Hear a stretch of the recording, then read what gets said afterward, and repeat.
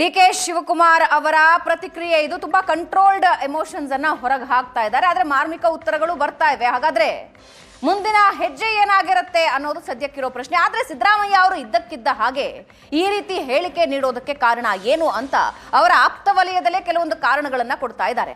5 ವರ್ಷ ಸಿಎಂ ನಾನೇ, 2028ಕ್ಕೆ ನನ್ನದೇ ನಾಯಕತ್ವ ಅಂತ ಸಿದ್ದರಾಮಯ್ಯ ಒಂದು ಹೇಳಿಕೆನ ಕೊಟ್ಟುಬಿಟ್ರು. ಸಿದ್ದರಾಮಯ್ಯ ಈ ಖಡಕ್ ಹೇಳಿಕೆಗೆ ಕಾರಣ ಏನಾಯ್ತು? ಡಿಕೆಶಿಯೇ ಕಾರಣ ಆದ್ರ? ಡಿಕೆಶಿಗೆ ಅಧಿಕಾರ ಬಿಡದಂತೆ ಪ್ರತಿರೋಧಕ್ಕೆ ಸಿದ್ದು ಸಜ್ಜಾದ್ರ?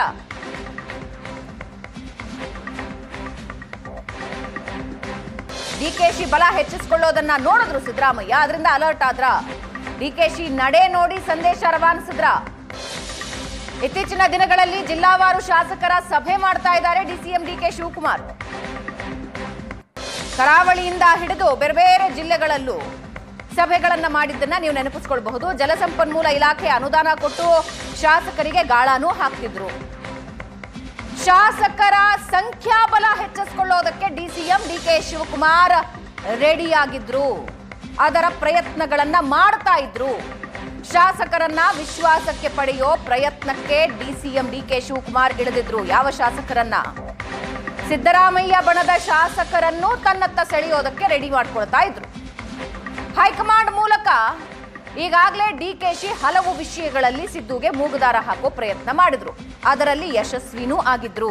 ಒಂದು ದಲಿತ ಸಮಾವೇಶ, ಸಚಿವರ ಸಭೆಗಳು, ಡಿನ್ನರ್ ಮೀಟಿಂಗ್ಗಳು, ಈ ಎಲ್ಲದಕ್ಕೂ ಕಡಿವಾಣ ಹಾಕಿದ್ರು. ದಲಿತ ನಾಯಕರ ಡಿನ್ನರ್ ಮೀಟಿಂಗ್ ಕ್ಯಾನ್ಸಲ್, ಸಮಾವೇಶ ಕ್ಯಾನ್ಸಲ್, ಜಾತಿ ಜನಗಣತಿ ಜಾರಿ ಕ್ಯಾನ್ಸಲ್. ರಾಜ್ಯದಲ್ಲಿ ಡಿಸಿಎಂ ಪರವಾದ ಶಾಸಕರ ಮಾತು ಕೂಡ ಇತ್ತೀಚಿನ ದಿನದಲ್ಲಿ ಜಾಸ್ತಿ ಆಯ್ತು. ಹೈಕಮಾಂಡ್ ಹೇಳಿದ್ರು ಇಲ್ಲ, ನೋಟಿಸ್ ಕೊಡ್ತೀನಿ ಅಂದ್ರು ಇಲ್ಲ. ಇದರಿಂದ ಸಿದ್ದರಾಮಯ್ಯ ಡಿಸ್ಟರ್ಬ್ ಆದ್ರ?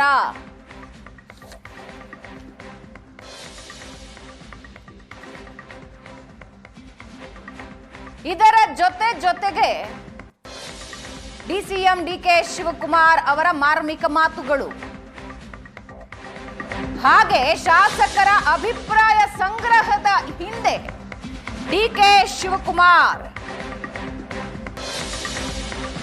ಸುರ್ಜೇವಾಲಾ ರಾಜ್ಯಕ್ಕೆ ಬಂದು 1 to 1 ಕೂತು ಶಾಸಕರ ಅಭಿಪ್ರಾಯ ಪಡೆದಿದ್ರು. ರಾಜ್ಯಕ್ಕೆ ಹೈಕಮಾಂಡ್ ಪ್ರತಿನಿಧಿನ ಕರೆಸೋದ್ರಲ್ಲಿ ಡಿಸಿಎಂ ಸಕ್ಸಸ್ ಆಗಿದ್ರು.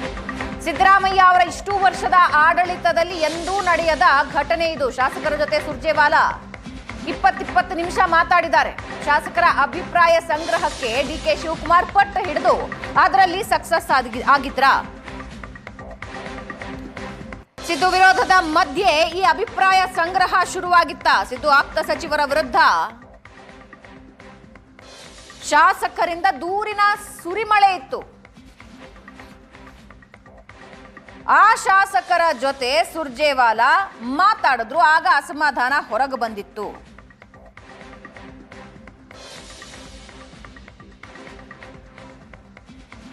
ಶಾಸಕರ ಅಸಮಾಧಾನ ಪರಿಹಾರಕ್ಕೂ ಹೈಕಮಾಂಡ್ ಬರಬೇಕಾ ಅಂತ ಸಿದ್ದು ಬಣ ತನ್ನ ಅಸಮಾಧಾನ ಹೊರಹಾಕಿತ್ತು. ಶಾಸಕರ ಸಭೆ ನಡೆಸಿದ ಸುರ್ಜೇವಾಲಾ ನಡೆ ವಿರುದ್ಧನೇ ಸಿದ್ದು ಬಣ ತನ್ನ ಕೋಪ ಹೊರಗೆ ಹಾಕಿತ್ತು. ಇದು ಸಿದ್ದರಾಮಯ್ಯ ಮೇಲೆ ಒತ್ತಡ ಆಯ್ತಾ? ಇಷ್ಟೆಲ್ಲ ಬೆಳವಣಿಗೆ ನಡೀತಾ ಇದೆ, ನಾವೊಂದು ಸಮಾವೇಶ ಮಾಡೋದಕ್ಕಾಗೋದಿಲ್ಲ, ನಾವೊಂದು ಮೀಟಿಂಗ್ ಮಾಡೋದಕ್ಕಾಗೋದಿಲ್ಲ, ಹೈಕಮಾಂಡ್ ನಿಂದ ಉಸ್ತುವಾರಿ ಬಂದು ಶಾಸಕರ 1 to 1 ಸಭೆ ನಡೆಸ್ತಾರೆ ಅಂದ್ರೆ ಏನು ಅಂತ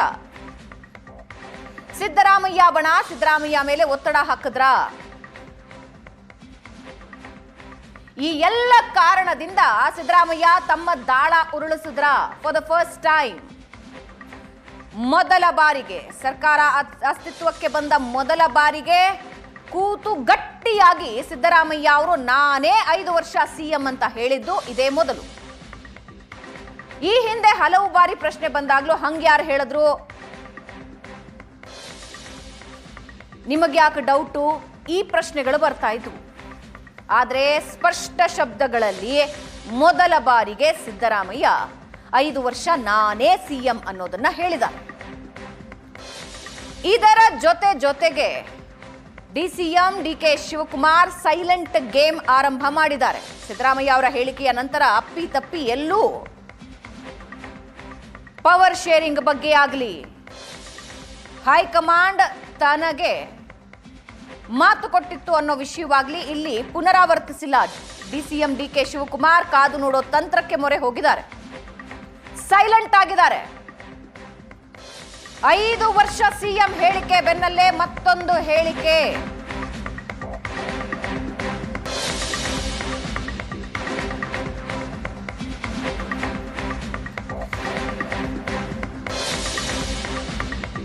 ನನಗೆ ಹೈಕಮಾಂಡ್ನಿಂದ ಸಂಪೂರ್ಣ ಬೆಂಬಲ ಇದೆ.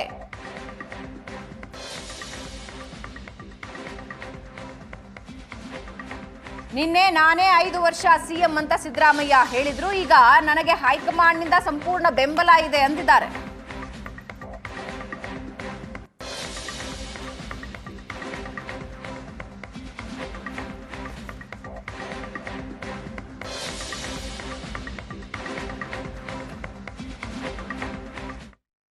You are going to be the longest serving chief minister. What is the secret of Siddaramaiah? You are going to be the longest. No secret. People are saying that you are crossing Devraj or MLA selected me. High Command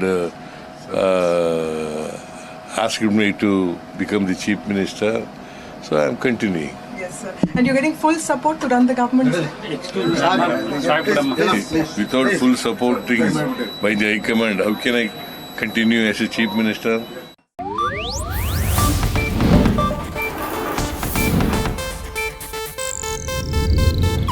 ಇದು Asianet news network ಪ್ರಸ್ತುತಿ.